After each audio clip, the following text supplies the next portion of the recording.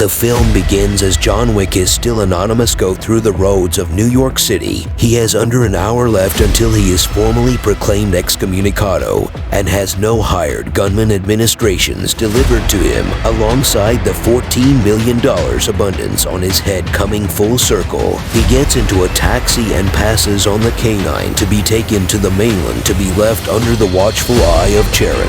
By giving the cabbie a token, John continues to the New York Public Library.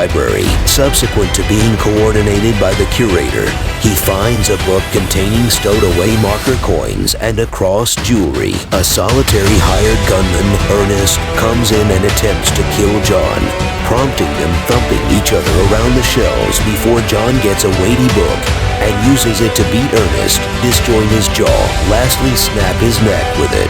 It's been a long time since John Wick went on a retribution frenzy after a lot of baddies broke into his home and killed his puppy, and his preference for vengeance has not changed a lot. However, we actually miss that little dog. The Continental is visited by the Adjudicator, another high table member coming to settle things in the wake of John breaking the rules in the hotel.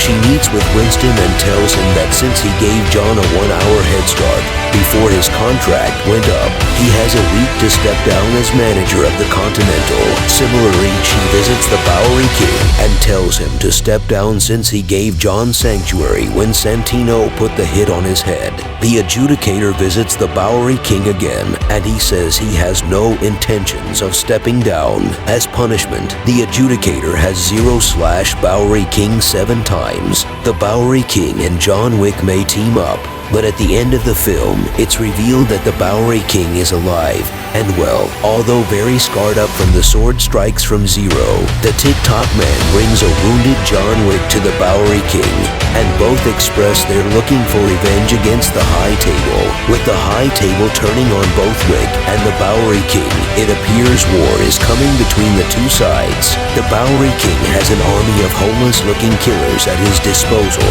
that are located all around the city, and with Wick likely feeling a little mad after being shot by his former associate Winston, a team-up could absolutely be in the cards. Winston is one of the best characters in the series and has long been an ally of John Wick, so even if he's on the bad side to start Chapter 4, expect a potential reunion with John by the end.